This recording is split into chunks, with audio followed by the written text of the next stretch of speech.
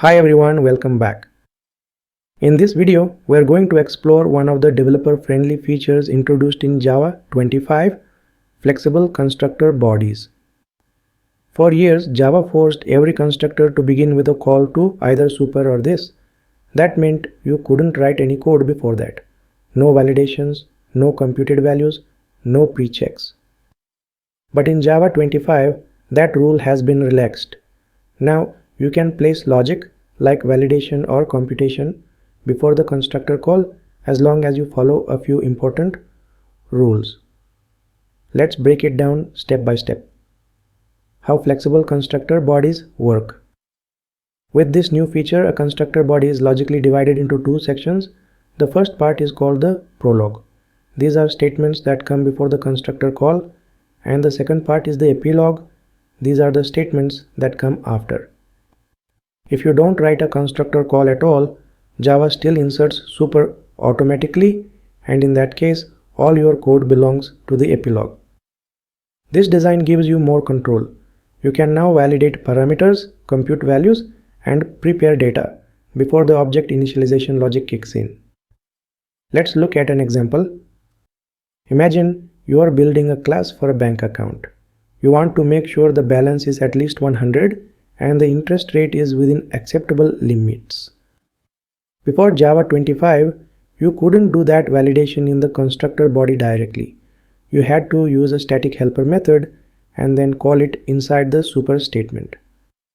That made the code messy because your validation logic was split across methods and readability suffered.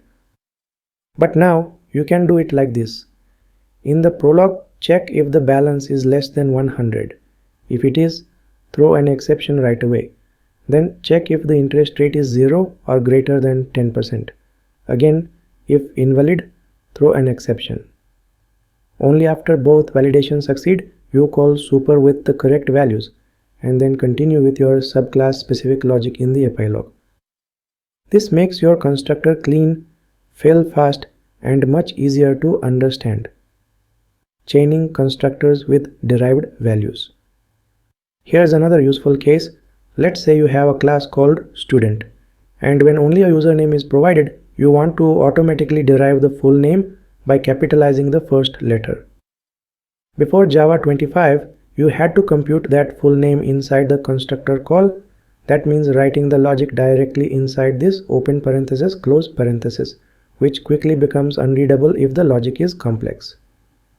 With flexible constructor bodies, you can write that computation first in a temporary variable like derived name and then cleanly pass it to this.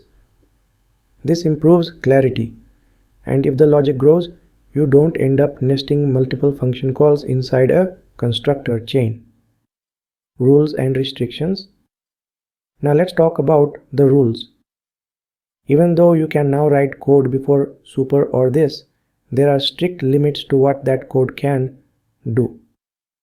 Here's the golden rule. You can't use this, read fields, or call instance methods in the prologue. Why? Because the object is not fully constructed at that point. So accessing instance level data could lead to unpredictable behavior. Let's look at a few quick examples to understand this. First, field access. Suppose you try to read a field before calling super. Java will throw a compile time error because the field isn't guaranteed to be initialized yet. Next, method calls. If you call an instance method in the prologue, same issue. That method might rely on instance state, and since the object isn't fully constructed, it's unsafe. And finally, you also can't access super fields or call super methods until after the constructor call. So to wrap up, Java 25's flexible constructor bodies give you a safer, cleaner way to handle constructor logic. You can now validate arguments, compute values, or prepare data before calling super or this. Just make sure you don't use this, access fields, or call methods in the prologue. This feature improves readability, avoids awkward static helpers, and brings Java a little closer to the flexibility found in other modern languages. That's all for today. Thanks for watching, and I'll see you in the next one.